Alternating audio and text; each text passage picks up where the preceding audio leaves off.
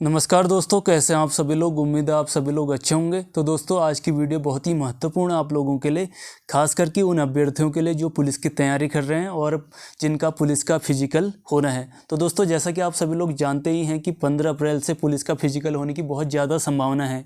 हालांकि अभी तक पुलिस विभाग और आयोग की तरफ से इसकी कोई आधिकारिक पुष्टि नहीं की गई है, लेकिन जो पुलिस विभाग की तरफ से एक बयान आया था उसके अनुसार आपका 14 से 15 अप्रैल को आपका फिजिकल शुरू हो जाएगा। तो आपने पहले एक बार बड़ौनी जी का बयान भी देखा होगा, उन्होंने कहा था कि अप्रैल माह में पुलिस का फिजिकल शुरू हो जाएगा। तो सारी तैयारियां हो चुकी हैं दोस्तों। जो भी स्थानों का चयन करना था कि कहाँ कहाँ इनके फिजिकल होंगे, सारे स्थानों का चयन कर लिया है। जैसे पुलिस लाइन होता है, कोई फील्ड होता है, उन स्थानों का चयन कर लिया गया है। इसके अलावा जो भी अध्यक्ष हैं और उनके साथ जो भी उनके सहयोगी हैं पुलिस विभाग में, उनकी भी नियुक्ति कर ली गई है और विभागों को सारी फाइल भेज दी गई है। यानी कि सारी तैयारियां आपकी कर ली गई हैं। तो आप देख लेते हैं दोस्तों, जो भी पुलिस के फिजिकल वाले तैयारी कर रहे हैं लोग, उनको कौन कौन से अपने डॉक्यूमेंट तैयार रखने चाहिए और क्या क्या इसमें सावधानियां आपने रखनी है। तो देखिए दोस्तों, जो मैं आपको डॉक्यूमेंट बताऊंगा, हालांकि सभी डॉक्यूमेंट ना मांगें, लेकिन आपको कोई भी लापरवाही नहीं करनी है। आपने सारे डॉक्यूमेंट तैयार रखने हैं ताकि आपको बाद में इसके लिए पछताना ना पड़े। तो मैं जो जो डॉक्यूमेंट बताऊँगा, ये डॉक्यूमेंट तो आपके पास होने ही चाहिए। बाकी कोई स्पेशल सर्टिफिकेट है तो वो अलग से आप बाद में बनवाएंगे, लेकिन इतने डॉक्यूमेंट आपके पास अभी होने चाहिए। तो देख लीजिए दोस्तों, कौन कौन से आपको चाहिए डॉक्यूमेंट।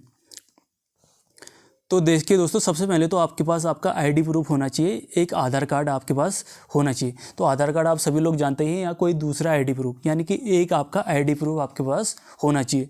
इसके अलावा बात करें दोस्तों पासपोर्ट फ़ोटो, तो 10 से 15 आप पासपोर्ट फ़ोटो तैयार रखेगा अपनी। तो पासपोर्ट फ़ोटो भी आपकी ज़रूरी है। तो आधार कार्ड और पासपोर्ट फ़ोटो आपने तैयार रखने।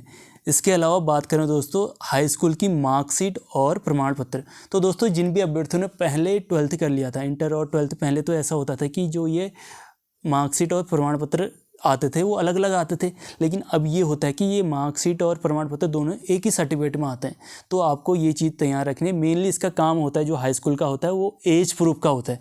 तो आपको एज और नाम, कभी भी आप फॉर्म भरते हैं तो आपने देखा होगा कि एज और ये नाम की प्रूफ के लिए आपको हाई स्कूल का सर्टिफिकेट दिखाना पड़ता है।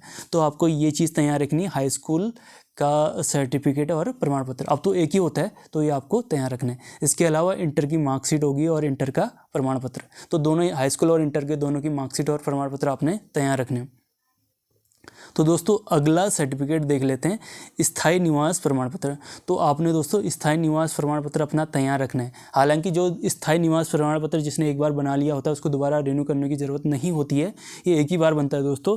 तो जिन भी अभ्यर्थियों ने बना लिया है ठीक है, जिन्होंने अभी तक भी नहीं बनाया है वो अपना स्थायी निवास प्रमाण पत्र तैयार रखें। इसके अलावा बात करें दोस्तों हिल सर्टिफिकेट। तो हिल सर्टिफिकेट बहुत ही ज़रूरी है दोस्तों। हिल सर्टिफिकेट में मेनली जो इसका काम क्या होता है कि जिनकी हाइट कम है और जिनकी चेस्ट कम है, तो उनमें भी इससे हिल सर्टिफिकेट से छूट दी जाती है। तो जिन लोगों की हाइट कम है उनको इससे ज़रूर फ़ायदा मिलेगा। तो उन लोगों को ये हिल सर्टिफिकेट ज़रूर बना लेना चाहिए। और जिन्होंने उसमें क्लिक तो किया होगा, तो जिन्होंने क्लिक किया होगा उनका ये हिल सर्टिफिकेट तैयार होना चाहिए। इसके अलावा दोस्तों बात करें चरित्र प्रमाण पत्र। तो चरित्र प्रमाण पत्र भी जिन लोगों ने नहीं बनाया है वो बना लीजिएगा। जो तहसील की कार्रवाई होती है, जो आपका होगा, हाँ, पुलिस स्टेशन होता है, उसकी कार्रवाई होती है। तो सारी कार्रवाई के बाद ये प्रमाण पत्र बनता है, तो आप अपना ये भी तैयार रखेगा। इसके अलावा जो संस्थान का प्रमाण पत्र होता है, जैसे कहीं के स्कूल से भी मिलता है, वो भी आप अपने पास तैयार रखेगा। लेकिन जो मेन है वो आपका ये वाला रखना है, जो आपका तहसील से बनता है। इसके बाद आपका जाति प्रमाण पत्र भी तैयार होना चाहिए। तो जाति प्रमाण पत्र दोस्तों, जिन लोगों जैसे OBC कैटेगरी होगी, EWS कैटेगरी होगी, SC ST वाले जो भी हैं, अपना जाति प्रमाण पत्र तैयार रखें। तो ये चीज़ें हैं दोस्तों। इसके अलावा आपको एम्प्लॉयमेंट सर्टिफिकेट भी अपना तैयार रखना है, जिन लोगों ने क्लिक किया होगा। हालांकि इसकी ये कोई नेसेसरी नहीं है अब, जो ये फॉर्म वगैरह आते हैं उत्तराखंड में, लेकिन जिन लोगों ने उसमें क्लिक किया है वो अपना एम्प्लॉयमेंट सर्टिफिकेट भी तैयार रखें।